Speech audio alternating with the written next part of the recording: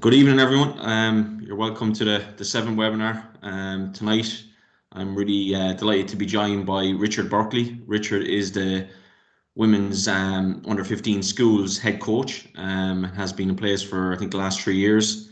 Has had two very successful seasons, winning the Bob Doherty Cup. But probably more importantly, the amount of players that we would see coming through the school system into the full international program is just unbelievable. I'd say 95% of the under 17 squad this year would have played with Richie 2 years ago. So that's player development. So really top class. So we're looking now tonight at identifying the international player and the pathway and kind of an overview of the under 15 schools team. And again, a lot of your players will be that be coming into you in 17s and that will play schools and things like that. And it's always a great area to pick up players and see them playing. So without further ado, pass you over to Richie Berkeley.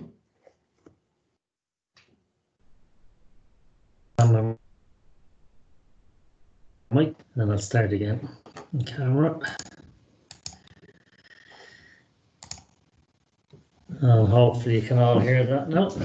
Yeah, perfect. You're on, yeah. Lovely. That's all for Richie. Thanks a million. Okay, well, first of all, thanks a million to James for inviting me here. It's delighted to be along. I've been attending most of these. I find them very good. Lots of good information. People sharing knowledge. Lots of learning for everybody. I'm delighted to be part of that now for this evening, for the next hour or so. Hopefully it won't go over the hour anyway. So first of all, a few things about myself. As James said, I'm the International Under 15 Schools head coach. I've been head coach last week. So I'm from Dublin, originally from Tallaght, then I moved down to the west of Ireland. I'm a secondary school teacher and would have been playing football all my life as well. And when I moved down here, I got involved with Castlebar Celtic. As I was being a teacher, I was involved in the coaching as well as playing. So all the way through, as I was playing in my whole introductory, level 1 and level 2. Which shortly after then UEFA came on board, so I was able to do a short assessment to get that transferred over to UEFA B. Got involved then through my work with Castlebar Celtic Girls as in the Gainer Cup as well. Then asked to come on board with the school 6 years ago as a coach there. So I did that for 3 years. Did my A licence as well while I was in the middle of that.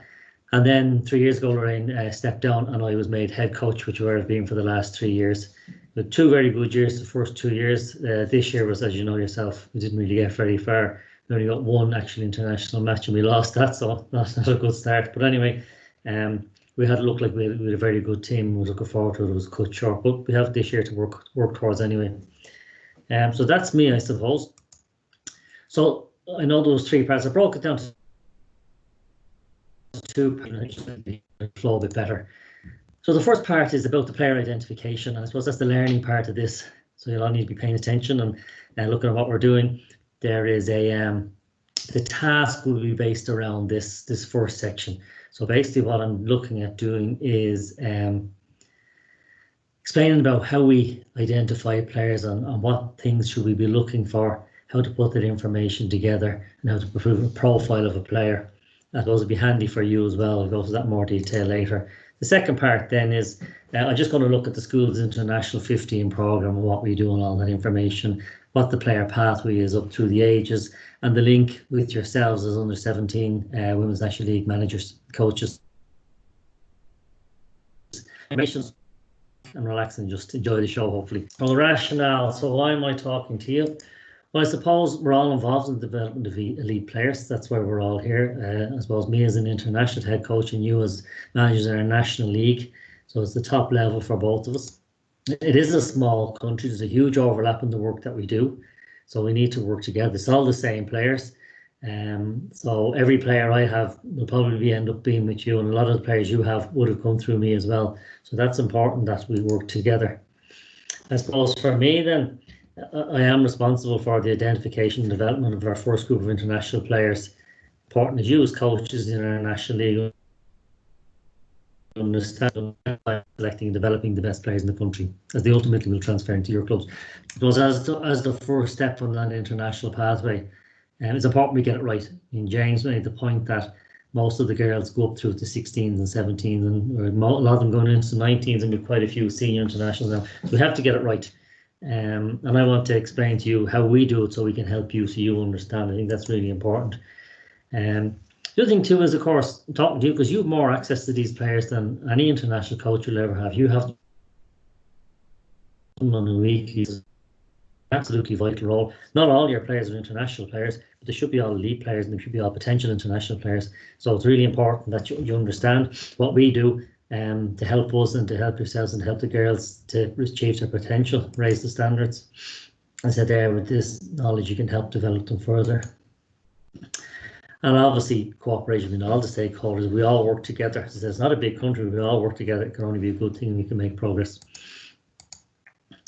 So what's an elite player? Very simple. Player that's better than our peers. It's been the whole webinar discussing that, but we're just going to keep it as simple as that. It's a player that's better than our peers, better than the players around, at whatever level. So, you know, obviously an international player has to be better than everyone below. A Women's National League player is still an elite player. Player playing for the Gainer Cup squad is an elite player within their league. So it's a player at the level that they're at that is better than their peers. So identifying a potential international or an elite player. So what we look at, what to look for, how to collate that information and put it together, and how to use it to predict success. Because, you know, I'm working with 13, 14, 15-year-olds. There's no guarantee that any of them are going to make it all the way up and become elite or senior international players. So 3 girls there. That I worked with, Heather Payne, Tyler Toland and Izzy Carlin, all looking very fresh-faced there. And I suppose when I think back to the 3 girls, you know, you look at the players and you're thinking, well, you know, can they go on and how far can they go? And when I think about the 3 girls, one of them I would have said definitely will make it.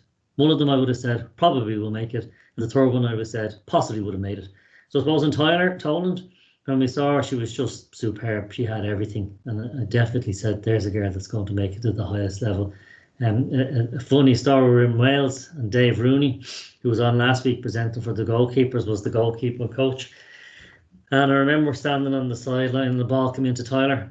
There's a player coming up behind her looking to intercept. And as I was in the process of, as coaches do, shouting man on or whatever onto the pitch, Dave just grabbed me and he says, Rich, not waste your time. She knows. And with that, Tyler looked around, looked over one shoulder, looked over the other, dropped one way, dragged the player that way, opened up, took the touch, round the corner and gone, left the player for dead. I just said, yeah, I don't need to tell her. She just knows everything. Gone against her was her size. She was a little bit slight, but she was playing with the boys in Northern Ireland, so she was certainly tough. So you could see back then she was going to make it. Heather Payne, probably at the time I said that girl's going to go a long way. She would have, fabulous athlete, up and down the pitch all day, worked really hard in defence, worked really hard in attack, was very good running at the ball, had a good end product, could score goals, had an awful lot. Very quiet girl and very timid girl, and you often thought, well, maybe that might hold her back, but it certainly didn't. And she's gone on to do really good things. She's in America now and is starting 11 player for our senior national team. And then down the bottom is Izzy.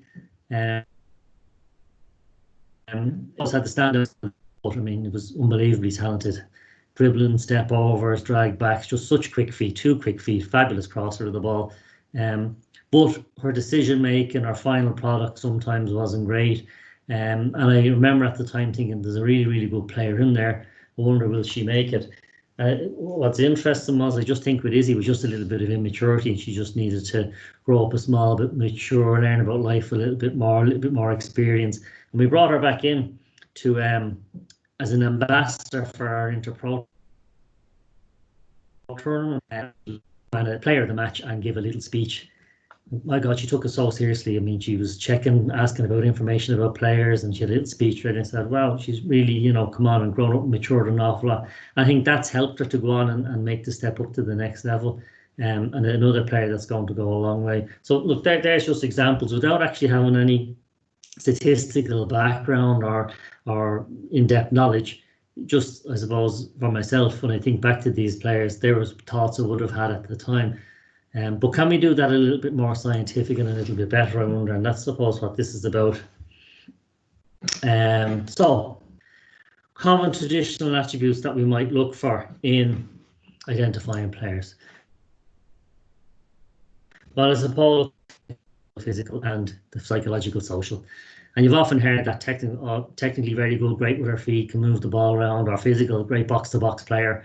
And look, they're all very good attributes and things that all top players are going to have anyway. But that can be a little bit limiting when you just look at them in them four, because as it looks at the player as an individual with an individual set of separate skills. So yes, that doesn't see the bigger picture. It breaks it down into the four, and as I said, it's useful in some terms, but it doesn't see the bigger picture. Sees a player as an individual with a set of skills that are separate, whether that be technically very good, really good feet, understanding of the game, and it's not the ideal way. Another problem here is it may not reflect the player's impact on games and the players around them. So you could have a player that's technically superb, but they may not actually change a game or have much of an impact. And I mean, I'm sure you've all seen players, I know I have, that have come into trial for me, and you see the technical skill and dribbling and going by players, but then when it comes to it at the next level, just doesn't have maybe it's the tactical awareness or the physicality or the pace to go up another level. So while at one stage you were judging them on just the technical, when it comes to actually having an impact on the game and the other players, it just wasn't good enough. The other thing is you can be an in players above. I suppose the one there is a physical, someone who's big and strong and fast. Quite often you oversee the faults in the other parts of the game because they do a job for you. And with all players that we've seen at that, and I know when we're discussing potential trials for players with the intervention managers, there'd be sometimes what you'd have is people who would say, well, God, she gets up and down, she wins all our tackles, that's fine, but there's a lot more involved in it. So, that's all those things there are important, but we need to step above that and see. So what's the better option? Well, it'd be better if we could look at the player in terms of how they impact and influence a game, what contribution they make as an individual, and then as within their unit, with defence, attack, midfield, and then as a team member of the 11 players on the pitch. What's the decision-making process as well when they're on the pitch? So the key question there, I suppose, is, because we're looking at this reality-based approach, how do they perform in each of the four functions of the game? So when we're looking to identify players, I just say at this point, task is going to be not just player ID, but also evaluation for yourselves. But I suppose when you're identifying a player to bring into an international side or into your club, or while you're evaluating a player on how they're doing, it's the same thing. You're looking at the same attributes and how the player and range of things that you want to evaluate. So we're moving towards this the whole time.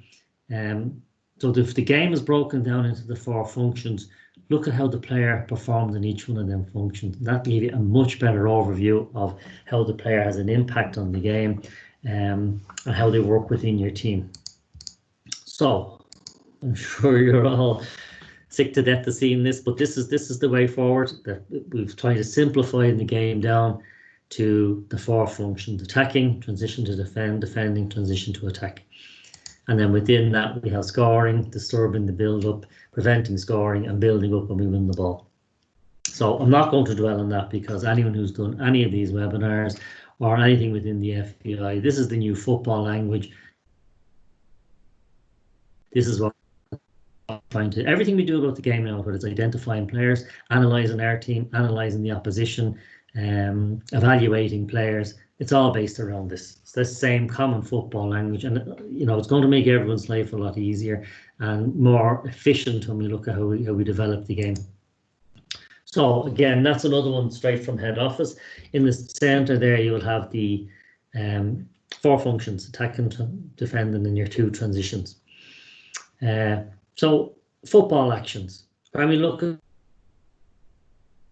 the function of football actions that the player or executes within them four functions, and we're looking at the football actions within them four. So first of all, elite players should be able to do better actions than the players around them. They should be able to do more of them. They should be able to maintain them good actions and keep doing them, and they should be able to do lots of them. So basically what we're looking at here is quality and quantity. First of all, player has to have better quality action. Plus, they have to have more of them, more quantity of them. So the four corners there, I suppose, I won't go into the details of what a football action is. You can see them there yourselves. Running, dribbling, heading, all that sort of stuff, tackling. But what you're looking for your elite player to be able to do is do more of them, be better at them, and keep doing them, I suppose. It's as simple as that. Left and right in the centre, the football fitness, obviously, the fitter you are, the more you can do and the more you can maintain doing them. And on the left-hand side, the execution, communication, decision part of the football actions. I'll go on to that now in a minute too. What that basically pointing out is that that's the quality. So on the left-hand side is the quality, on the right-hand side is the quantity. And elite players are able to do and better. That's what we're looking for. So when we're looking to analyze players, we're looking at that. So the player indicators, what processes that a player goes through in the game. And this is the key thing here. And this is apparently what's the indicator of the success rate for players, is that they can do this. So yes, all those football actions are really important and they have to have all them skills and all them fitness. But at the end of the day, these are the three indicators and of the processes that go on through every game that the players have to understand. So communication and what's happened with your own team, the opposition team, surveying, talking, watching, whatever it happens to be. Now you move on to the player needs to make the best decision possible, whatever that happens to be. And when that decision is made, the player then executes the actions. And that's a process that continues the whole way through the game constantly. And the best players are constantly doing that. What will help you do that is your football fitness. Now I know Dan Horn would have talked to you about that, and there's plenty out there about football fitness. The days of running 10 laps and stuff like that are gone. Yes, you need a base level of fitness, but football fitness is different. It's specific, it's game related. And the fitter and better you are at that, the more you can continue decisions and keep those qualities up. So attacking when we have the ball, there's the football actions, passing, dribbling, shooting, etc. And when you're looking at those actions, how do you decide what's a good dribble, what's a good pass? And I put up these two for the defending. In the middle is the football actions. How do you decide what's a good press, what's a good tackle, what's a good recovery run? Well, the things that should decide that are the four on the outside: position, pace, timing, and accuracy. I'll just say, I know there's a lot of information here. I'm going through it quite quick. I will break it down in the next few slides. So if anyone is getting a bit lost, don't worry, I will break it down. I just want to give you an overview.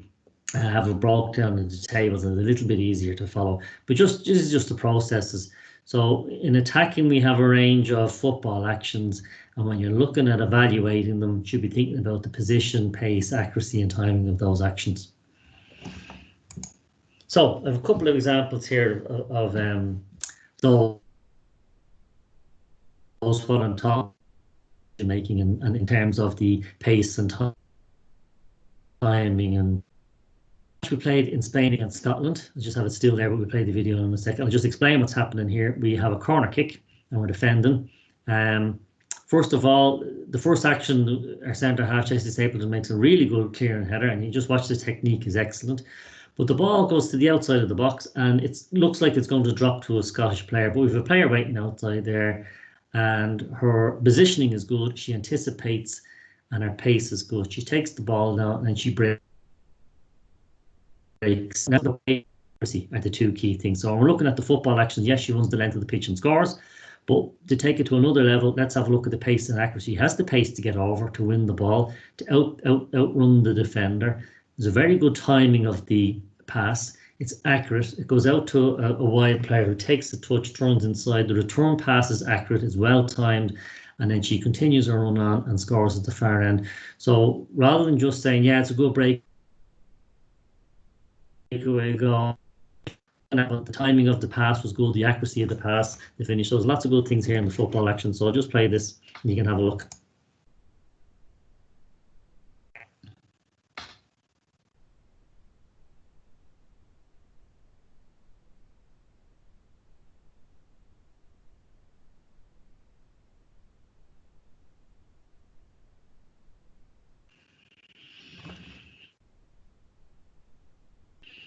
That's an excellent goal. I suppose we're defending, and that's transition to attack. And so I know the video quality, depending on my internet and your internet, might be slow. If you watch it again when it's downloaded, you'll see it in full pace because it's a lovely goal on the break.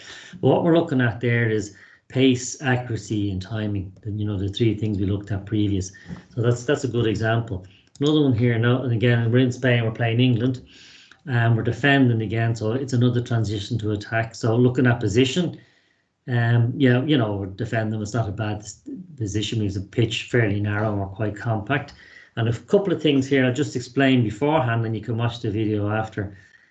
Decision making and timing. The ball goes in, and it's Jessie Stapleton against her centre half.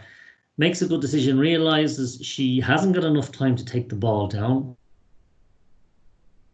but at the same has enough time, rather than just putting her foot through it and running up the pitch, can actually lob it into a bit of space there. So she's looking to play it over the top of the midfield players and into space.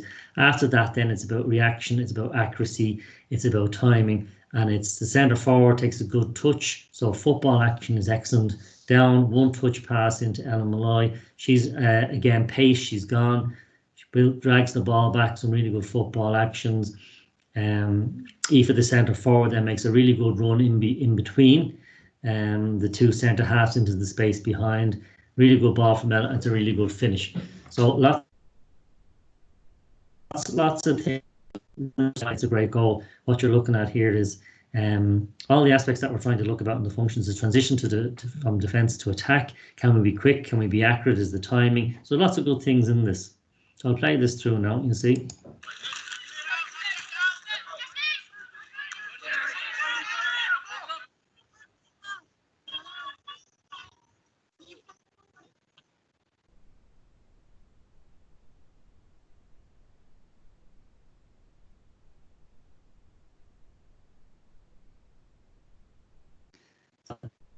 First time finish. I'm going to play that again for a second now. I just want to show you, we'll go back here. There's one thing we talk about elite players.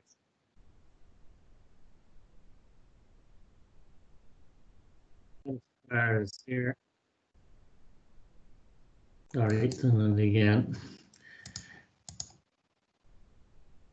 I'll show you something here. We'll talk about that.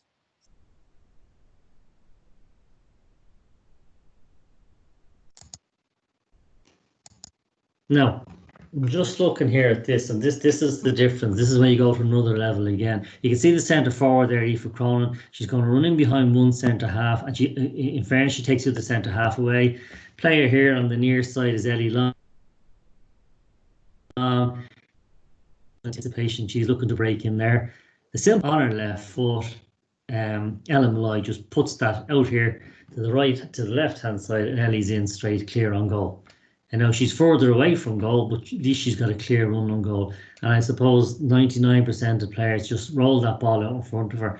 But the next level in terms of ability, Ellen Malloy, without even looking, it's a diagonal ball straight through the two players, between the two.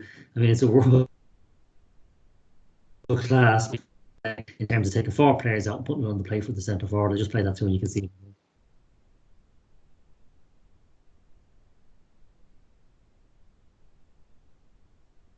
So it's a really good goal.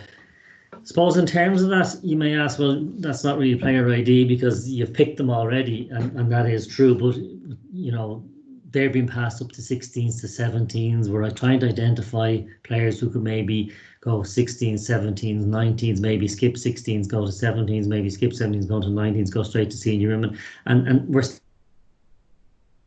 still identifying things like that. Well, there's a player who can go to the next level. So it's not just about when looking for them in the first place, it's when they're there, it's about evaluating as well. So how to break down the player attributes. So this is, I suppose, a bit more practical for you. So look at game related. So there's your function. We have the four functions across the top, the actions of the player with the ball, the actions of the player without the ball in the four functions. And then the fitness, the ability to maintain them actions. So what you're looking at is players who can continue to do lots of good actions, high quality, high quantity. You also need to look at the decision making in each of the functions and the communications. Other factors that aren't necessarily related to the time on the pitch, in specifically standout skill. Does the player have a she was with us at the 15s. Standout skill, just that left foot and the ability and the quick feet. I mean, she was superb. I mean, about dribbling and going by people and step out, just wonderful. Also, behaviour and attitude are key, because you need to have a good attitude. And behaviour, I don't just mean in and around camp and being good, but just in terms of how they take on information and stuff like that. And obviously, motivation is a key factor. We need to have people who are 100% committed and want to do it. So,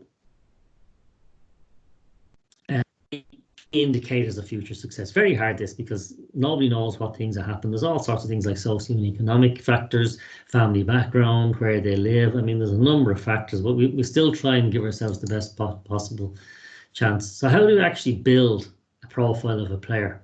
So we're looking at game related and reality based, because that's the best. Because if they're playing football and they're on the pitch playing matches, we need to see how they're going to do at that. So this is one I did myself, just an example. If you're looking to do a bit of a template. So there's a function, it's attacking, actions with the ball. And as I said, their positioning, their timing, they're actually in the place. I've just left 1, 2, 3. You could take, is it a 1, 2, or 3? It might be good, very good, average, whatever way you'd want to put that yourself, a comment, and then you might list down some football actions. So what I've looked at there are breaking down one part of this, the players' actions with the ball in the attacking function. There's the 4 functions with the ball then. So you'd have 4 of them there like that, you know, attacking, transition to defend, defending, transition to attack, and you could build it up that way. So they're just a little example of how you might break down the information. So what else would you include on a player ID sheet? So the other factors you may look at, their standout skill, their attitude and behaviour, and the motivation. Pressure, this is important too, how the player copes under pressure. And each level they go up, they go from their club up to gain their cup team, then into Women's National League, under 15 international, under 17, the 16s, it's a development tournament. There's no trophy, there's no qualifying for the Euros at stake, 17s there is. So all of a sudden it's gone from, oh, it's a nice trip to Spain and we're doing our best to play against other under 16 teams, but it's still development, and all of a sudden you're in an under 17 qualifier and it's a very different, you have to win this match. So that pressure is there. Their fitness. And in terms of fitness, it's how you perform football actions. That's what's really important, to do as many actions as possible. Just a couple of quotes there about fitness. A high level of conditioning is important within soccer for scoring, preventing goals and being scored. It must be more faster, more powerful than your opponent. I think we all know that anyway, but there's a little bit of research into that. But this is interesting. Soccer players with greater results in physical performance assessments have been reported to reach significantly greater standards of play, finish higher in competitive leagues, play in higher divisions, start more matches and be retained at the club. So I suppose the fitter you are and the better you are in those physical performance assessments, the better chance you have of being successful. Now, you could run all day, all night and still not be a very good soccer player. But it is important that you're not let down by fitness. Obviously, all the other factors are really important, but the thing that holds it together is the fitness. So, to sum up, a lot of information there. We'll try and break it down. What you should be looking for, how they perform in the 4 functions. What's their standout skill? Are they motivated? Have they good attitude? Have they good ability under pressure? And have they fit to complete all of the above at a good standard? What ties all them in? They're all grand and you need all them, but you also have to have good communication skills, good decision making, and then be able to execute them actions. Again, a lot of information there, so I've made it even easier. So there we have. And what I've done is I suppose is the communication, decision making. Next, they're the key things that the elite player needs to be able to do. They have to be able to make good decisions and execute those football actions. What you're looking at there, where do they do that? Well, they do it in the 4 functions of the game. What are the important things within them in the football actions? Well, their position, timing, accuracy, and pace of what they do. Obviously, all that ties that together is their football fitness and other factors. Have they a standout skill? Are they motivated? Have they good attitude? Can they play under pressure? And obviously, because it's a game of football, all those football actions, running, sprinting, tackling, heading, shooting, dribbling, whatever it happens to be. So I suppose that last set of slides in terms of what you're looking for in an elite player, I suppose that's it summed up there. Okay, that's everything there. So while there was a lot of information, I have broken it down into that step by step. So if I'm looking at trying to identify, that's the step by step I'll go through. I look at all them. I might have a little box for each one of them, and I might give a grade for each one of them, whatever you feel would suit best. But it certainly makes sure I have a little bit of something in all of them. That's really important. The task I'll set at the end will be based around setting up a template to look at these. Some examples. Okay, football actions and decisions. So this is not a great decision. Our wide right player comes in after the centre half. We would have said not to come in because we have a number 9 to do that. We'd like our wide players to stay, hold off and not get played out of the game. So football decision, first of all, wasn't a good decision. The action then wasn't great because if you are going in, arc the run, make sure they play across the pitch and not in behind you. So that wasn't great. The pace wasn't great to get back and cover, and then didn't bother coming back and covering. So I know that's very harsh, but at the level we're at, this is what we're looking at. So here's in the defending function, not a great example.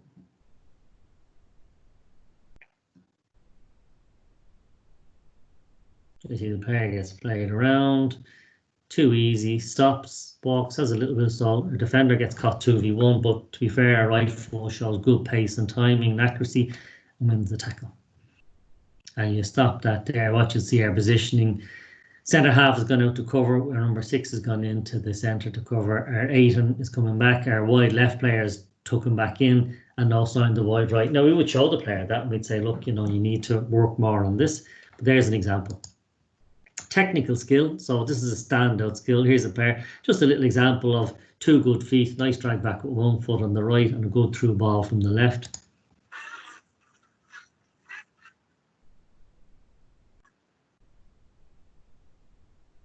And that's just a small example of a good skill. The fact that this player has 2 very, very good feet doesn't mean that you make a senior international, but it's one of the football actions and one of the attributes that you'll be looking at.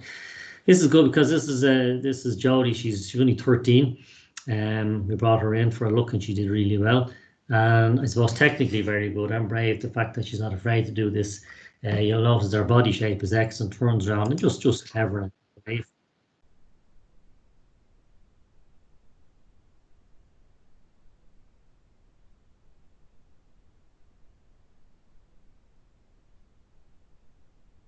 So you can see there, I mean, she's playing against Galway Women's National League under 17 team, and she's 13, and she's no fear, and that's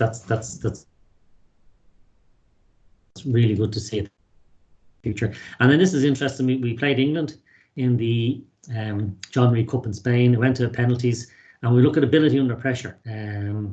So there was a trophy at stake because the winners of this won the John Marie Cup and a place in the final of the Bob Doherty as well, because the winners of this penalty shootout would have gone through to the final. So 5 tough penalties, but when we're looking at ability under pressure, you won't see 5 better penalties.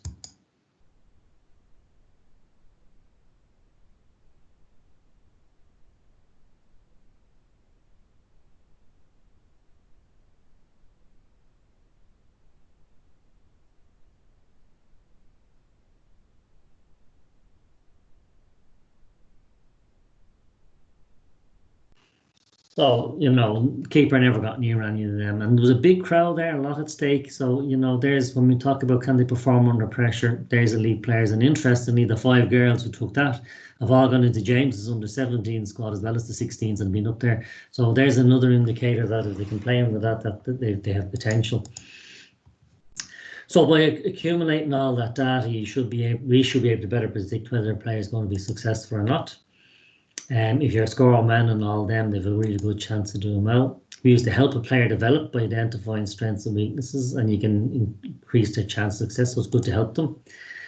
We use this, it gives us a better understanding, and it enables us to be more effective coaches. So in an ideal world, you'd have a template like that for every player you watch. It's not really realistic, to be honest with you, for everybody, because we're not professionals. I think that would be important.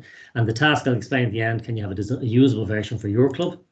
And then could you adapt that to be used as an evaluation template for your players? So I'll just run through that again at the end, just to explain exactly. Okay, so that's the player ID. As I said, I know there's an awful lot of information in that, but the last diagram where it explains with the in the diagram of the standout skills and all that is probably the one to work from. You can have a look back through it in your own time. I know there's a lot of information. I wanted to just give you some good detail there. But for you, when you're doing your task at the end, I'd refer back to that one slide at the end of it before the videos, where it just has them all laid out in the blocks. I think that's the easiest way to do. And if you need any help, you look back at the details. But there goes the key things you're looking for. So now we'll move on to this. About 20 minutes and we'll run through this. So this is more the under 15 girls international team. So we're the first step on the international pathway. That's us. So that's our staff. That's me, Richie. I'll show the picture as well so you can see us all. There we are. Emma Mullen is our coach. Emma is a ex-Castlebar Celtic Women's National League player and would have done her B licence, and she's also played under the international and World Student Games. Katie McCarthy is the current Cork Women's National League player. She had B licence as well. And again, would have been at the Student International Games. You know, Scott, he's the under 15, under 16 goalkeeping coach, and he was also the Wexford Youths for the last couple of years. So he's good experience, and you would have seen him last week. Karen Henry is our kit person. She's the assistant manager of the Ulster team. Molly Cassidy is a DCU student video, or doing she's a video analyst. She does sports science in DCU. And Aoife Burke is our physio. Aoife's excellent physio. She's doing a PhD in injury prevention, and she's been with us the last 3 years. So Aoife's really good. So the player pathway. So where do players start? Well, they play for their club or their school. They go into their league centres and their Gaynor Cup team. Hopefully they'll move in and be selected for an ETP centre. Then they'll make their interprovincial team. That's the 4: Ulster, Munster, Connacht and Leinster. Selected for the national ETP training. And then the last on that step is the under 15 international. So that's the pathway that they run along. Just in terms of numbers, I know Scott did this. He robbed all my slides and took them all last week, so I have to do them again. Thanks, Scott. But only joking. So I'll just go through the numbers quickly. Anyone who wasn't there last week. You know, there's thousands of girls playing football. About 350 make it to Gaynor Cup. In the 8 regional centres, although there was 9 last year, about 160 girls. Provincial squads, 4 squads of 17, so it's the best 78 players in the country. National ETP training, there's about 30 girls selected for that. The international trial, we bring about 30. And we pick for places, and the standard's getting very, very high. It's good. It's a good complaint to have. It's getting more difficult to pick squads, but the standard is really getting much higher from, I think, back to 6 years ago. So what's our aims? We're the representative team for the FEI schools at international, and there was a time where that's all it was. We were a standalone team that we went off and played in schools association matches, and we really had nothing to do with the FEI. To be fair to Lorraine Coonahan, my predecessor, just, you know, did a lot of work on bringing it in line with the other FEI, because we didn't have an FEI under 15 team, so we sort of became that. So over the last 6 years, we've really built that relationship up to where we are now. I suppose the under 15 team, although we are part of the bigger picture, so that's really important. It's the first step on the international pathway, and we're the preparation for the under 16 and under 17 international squads. So that's really important. I think James alluded to that already. There's, I think, last year's under 17 squad, and you can see all the circles there are girls who would have played at under 15 international. The only one 8 there, Rebecca Cook, actually made it to the final trial for us, but we didn't pick her. It's just unlucky, I suppose, but she went on to make it. And there's, I think, this year's, that's currently with James at the moment, the 17s. And that's the entire under 15 squad from 2 years ago that would have started a lot of games. So there is a huge, you know, number of players that we find going on, which I suppose is good. Progression, you know, in the 6 years that I've been there, Tyler, Sive Doyle, Heather, Izzy, and okay, what the hell, I'm looking at the video of today, Emily Whelan, who've all gone on to senior international. I think Zara Foley's been in and around as well. So, you know, we are finding players and they are progressing very, very quickly. It's great to see. We need more and more of that. We look at a high performance culture, we look at the best players, train and play at the highest standard. We're looking at players who are motivated, committed, in peak physical condition, and that are willing to learn. So player ID, how do we identify the players? So we've looked at the mechanics and so what we actually do. Gainer Cup and Gainer qualification matches. So our school staff, and I don't just include the 6 of us that you had on the screen to start there. There's also the managers of Ulster, Munster, Leinster and Connacht to come down to the Gainer Cup, and we put them up. Anyone who wants to stay up or someone travel up and down, and they watch games and they're looking at their own, like the Munster manager, you'll be looking at Kerry and Limerick and Cork, and the Clare teams are looking for players. We work together with Dave Conlon and the FEI staff, and between the 2 groups, we try and reckon for regional centres. The players that go to ETP centres then are monitored by the school's provincial staff, and we liaise with ETP coaches. I actually coach in the Western region, which is very handy, so I get to see the players then. I work with Dom Coll, who's the school's manager for Connacht, so that we see the best players. We have a national training days, and it's coordinated with me. Thankfully, Dave has been very good, and he's allowed me to come on board with that. So when we bring the best 30 or so players to Dublin for those national training days, I would look at the age group that affects me, and I would organise the teams and the players, and I bring in the school scouts to have a look, so I know exactly what players are there. So that's great to have that access to the players early. Now, here's the thing. The notice for the schools trials is sent out to schools, ETP centres, leagues, FAI staff. Again, a number of years, and unless your school played and the secretary passed on the email and the teacher, players were missed. And this was always a problem. So this has been rectified over the last number of years. I don't think there's anyone now that doesn't know that they're going ahead. So even if the school doesn't play soccer, or there's a girl in the school that, you know nothing about it, all your ETP coaches, the league centres, FEL staff, they all know when they're going ahead, and they can all send in players. So that's really important. So as I said there, it used to be only sent to schools, but now everyone involved with these players. So even if a girl's in a school that doesn't play for the FEI schools, she can still play. That's not an issue.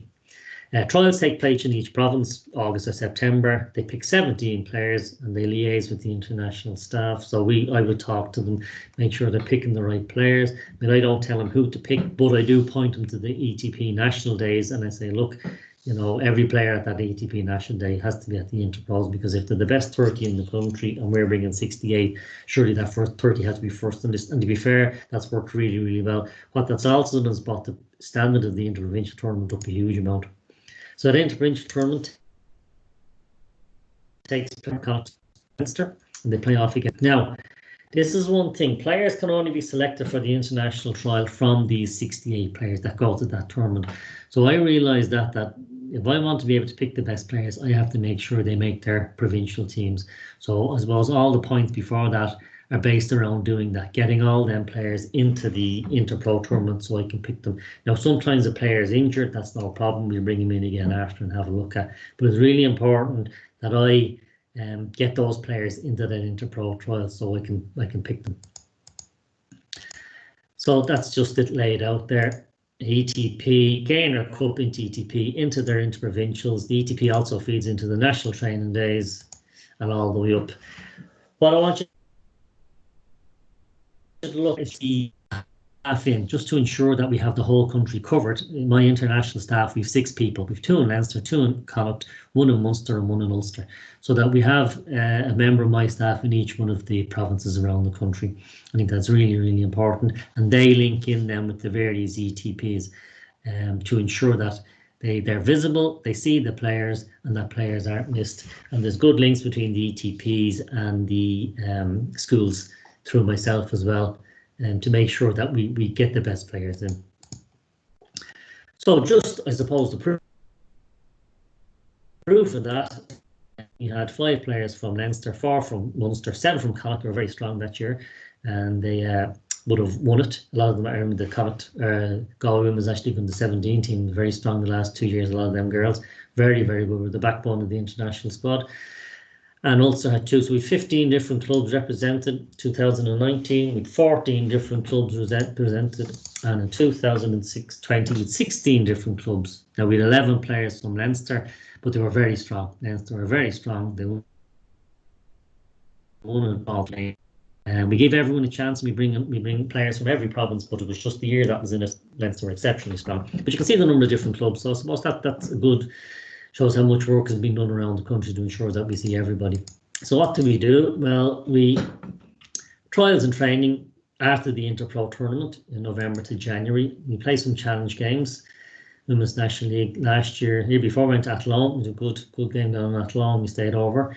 And this year we had a great trip to Galway. Played the Women's National League team up there in Galway. We stayed over and we trained the day before and out for a meal that evening. So it's really, really good. We played an international friendly against Northern Ireland in February. It was cancelled this year because the weather was so bad. It was the time of one of the storms and we had to cancel it. And played the Giants against England in March. The only game we played this year. Unfortunately, we lost 2-1. And then we compete in the Bob Doherty tournament at Easter every year.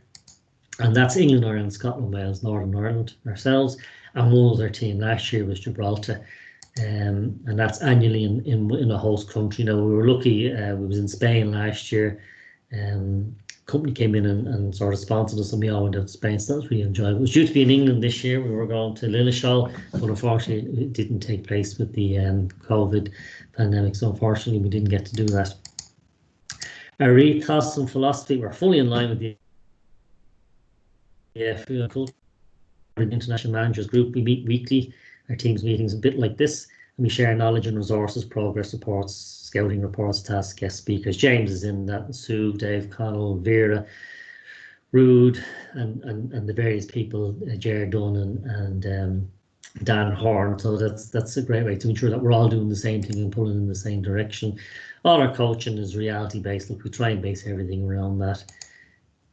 We always try to use the 1-4-3-3 system. We try to be flexible though. We look at a 4-2-3-1. That just gives us a good option, and it's just supposed to give the girls as much information as possible without overloading them and not being able to take it all on. High performance environment is key. Everything we do is trying to do a top level. It's a development over results. I hate losing. I'm sure everyone does, but look, it's all part of the game. But I'd rather see development. Yes, we have competitive games in that we play the Bob Doherty and we do play the John Reid Cup, but at the same time, it's more important that we're developing players who are confident and able to go out and play football. And for me, and because I'm a teacher as well, it's all about learning, both for me and my staff as well as the players as well. So I want to give you an example of just, what we try and do. So pre-team meeting, we do our objectives, a little bit of a fun activity. This was an interesting one. We had a training match with the 24, 25 girls in. So we decided to play 11v11, one team playing a 4-2-3-1, the other team playing a 4-3-3. So that's what we were going to do. So we divided into two teams, the A and B, and they were divided into their units, defensive, midfield, attacking units. They each then explored the game. They looked at what their roles and what they were going to do within those four functions, little mini tactic pads and whiteboards. Then they came back as a team. So the 4-3-3 team, the units came back and they agreed on a list of strengths and weaknesses, and then the other team did the same. This was then presented to the whole group. Then we did a discussion about it. We had a look at it. And then we went out and played the match. We had a little bit of a slideshow. I won't go through all the slides. I'm all their group. So there's the two systems and we're looking at, that's the task. Strengths and challenges is the 4-2-3-1. Strengths and challenges, and we announced the team. Match is then analysed at halftime. We talked to the staff split up, and two of us go with one team, two will go with the other. Post-match, we have a chat, and then in the next training session, we'll also talk about it. Any learnings applied to the next session in game. Pre-match team meeting, we go through. I'm not going to go through all that, but you'll see it's like any other international or high-level team. We try and be as specific as possible, but yeah, at the same time, we don't be hours in a room. Okay. Just again, a slideshow, what we might put up beforehand. We throw up the itinerary. 25, haven't gone into any great detail, just a couple of things that we would have worked on from the previous match. A few slides, the attacking shape and the defending shape. So again, in this particular game, we went 4-2-3-1, so a little bit wider there because we're attacking, a little bit narrow and compact because we're defending. A few little points because what we were looking at is pressing from the front. So with a few little diagrams here explaining how we were going to do that and what the rules and regulations were and what we were going to try and achieve. And one of the points about why players tracking back, and there's a little picture there, still shot there. Just having a look at some detail. It's nice and simple for corners. So, you know, these are 13 or 14-year-old kids. We can't go overload them information. So a few little clips there, a few little things there. They made a few little clips, just motivational things about goals we scored and penalties and stuff like that. And key thing is I always put in the end enjoy, because for me here, because we love football, so it's really important that they enjoy it. So that's the key thing. So that was just a little slideshow before the match. So what have we done? So in 2018, we beat Northern Ireland 2-1, and we went to England 3-0 away into John Reid Cup. That's us there. In Stratford Town, it's been 5-0. That the match was a great game. Then the Bob Doherty tournament, 4-0 Ireland, Northern Ireland 5-0, and we beat England 2-1. 1-0 down at half time, but we came back. That's us there. So that was nice to win a double. The following year then went up to Northern Ireland to Armagh in a hurricane on an Astro pitch, and it was 0-0. I don't think it was a single shot on target from anybody. It was terrible. It was a good physical battle. We got a little bit out of it.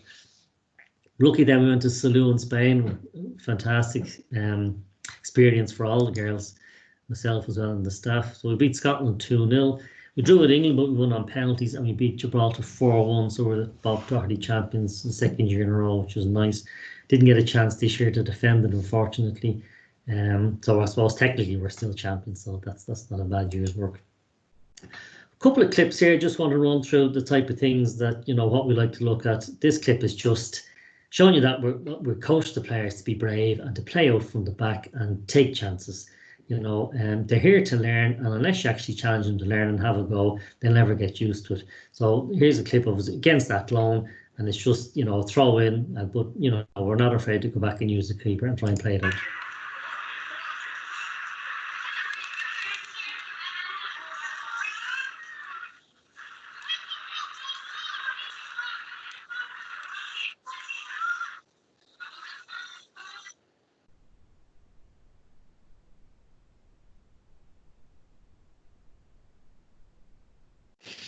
If our centre forwards a little bit more on our toes there, we might have got more joy. But you see, you know, throwing back to the keeper, back out again, no fear. Here's a goal we scored, and one of the goals got against England. And what's good here is Ellen Malloy wins the ball on the edge of her own box. That's where we're in behind here. We break, and she runs the length of the pitch, so she runs from the 18-yard box to the 6-yard box and finishes with her weak foot, which is a good achievement. But I just played this through. You see, it was good quality build up when we talk about pace and accuracy and timing. You can have a look at this.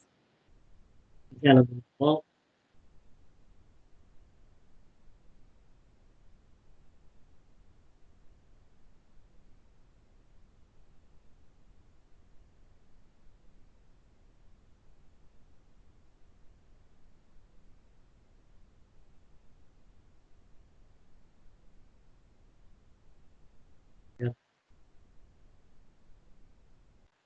the ball. So she's ran from the 18-yard box to the 6-yard box to score that.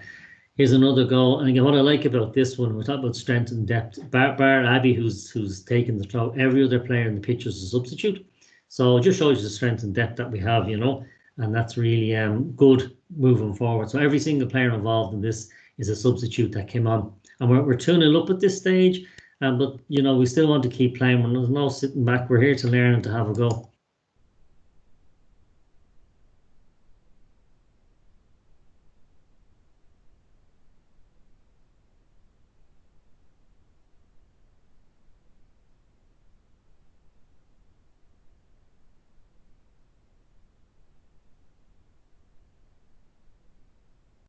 Sorry, I think I clicked that one too quick.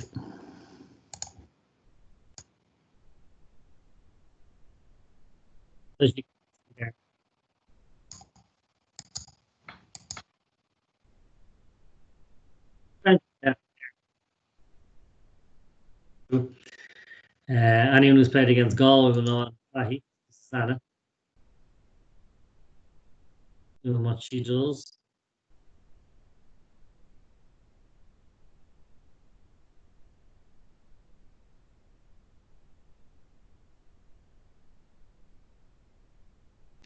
And the goal of the tournament, I think this one.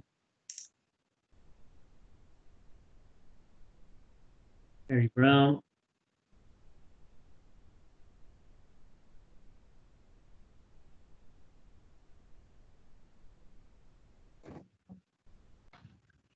And just, I think it's the last clip. I show you what we're trying to do. Like, we're 2-1 down against England, but like they're still playing 1-2s in the box. Now, as a coach, your heart is in your mouth. Look, it's going, oh my God, what are they at? But at the same time, you have to trust them. Now, some of the players aren't even ready to get started, but the keepers decided to do it quickly. But at most, I suppose what's good about here is they've complete faith and belief in themselves. They never stop playing. They never give up. They're brave, and I suppose this is what we're trying to instill in the players.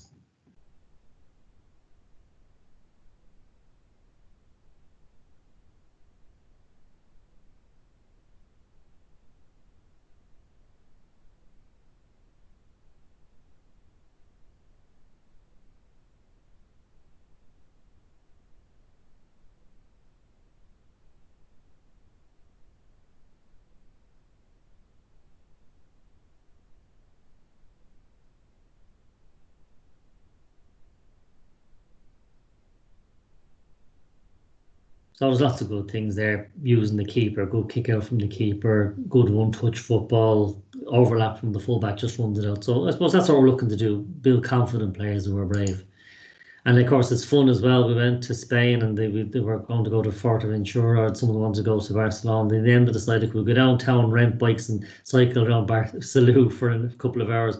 So you might recognise some of your players in here because they're probably most of them up with you. But we did 24 bikes, and off we went up around Salou. So this is a bit of crack.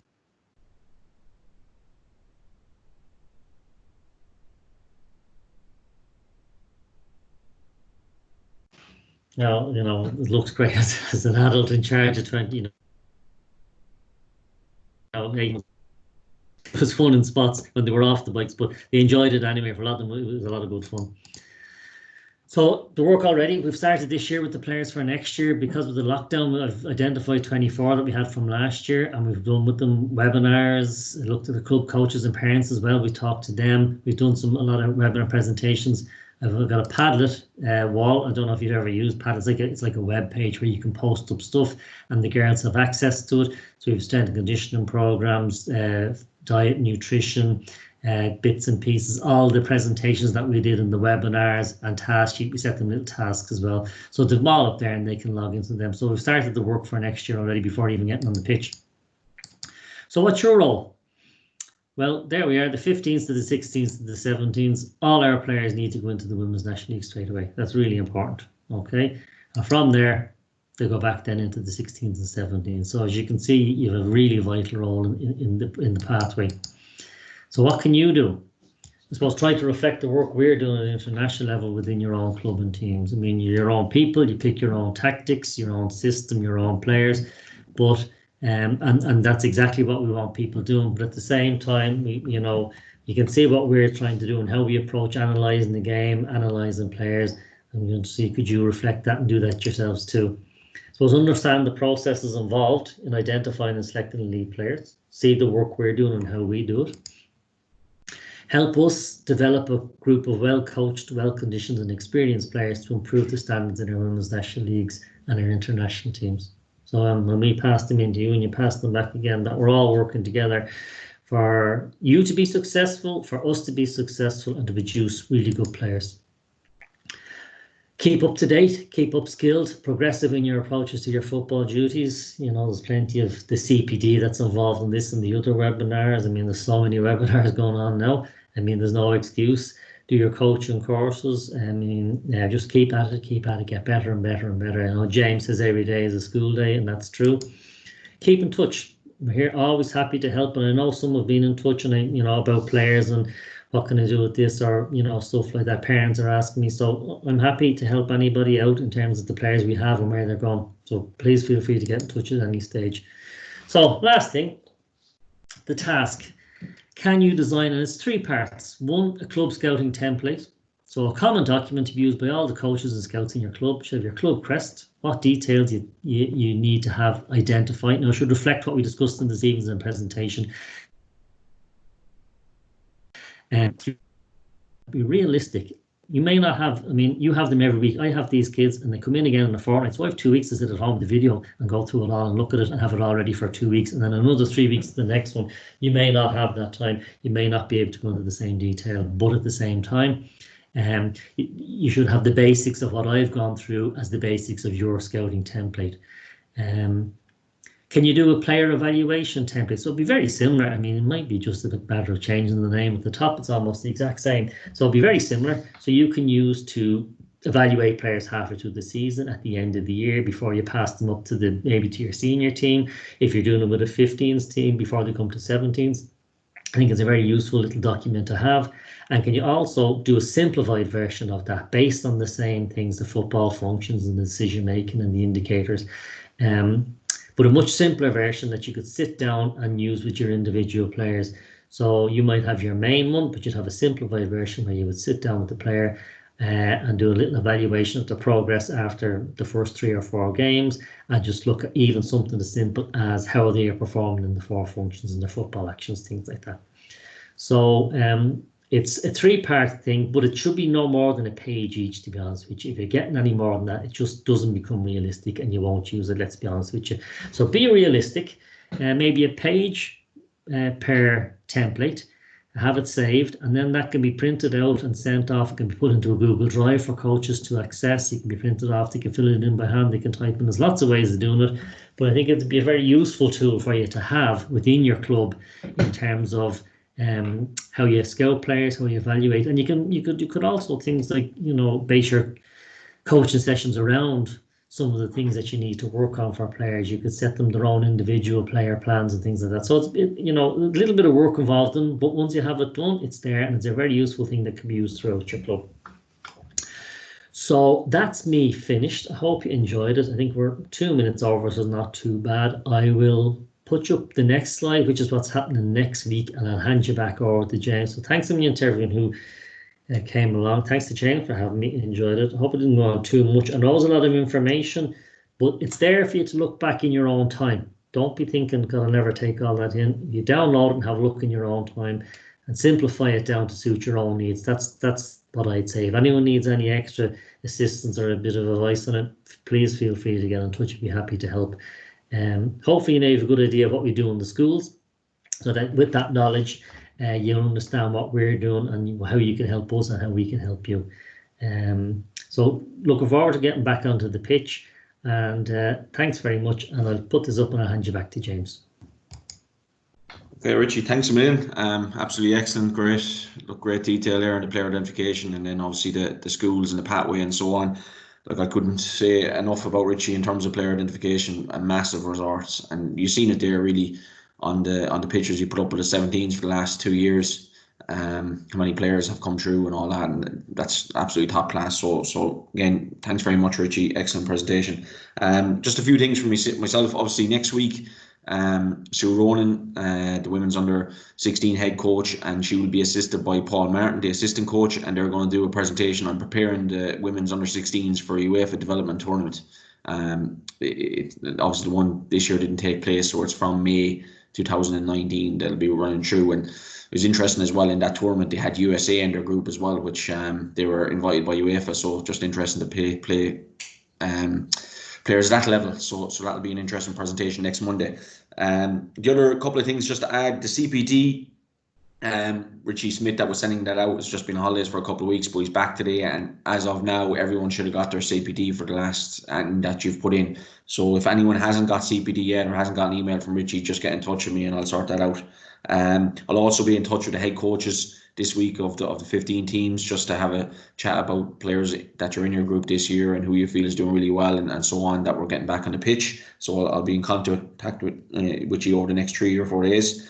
The other thing as well is, like, the amount of people that have contacted me so far to say they're back training. So you know, the numbers in the last couple of weeks have gone down in the webinars. So I will chat with the coaches as well. It might be a scenario that we might have to change from Monday or something to suit for the last two. So the last two is obviously Sue and Paul Martin, and then finishing up with Vera Powell. But it might even be a case that we might do it another time or whatever. I'll see, because, you know, I want as many people to see it as possible.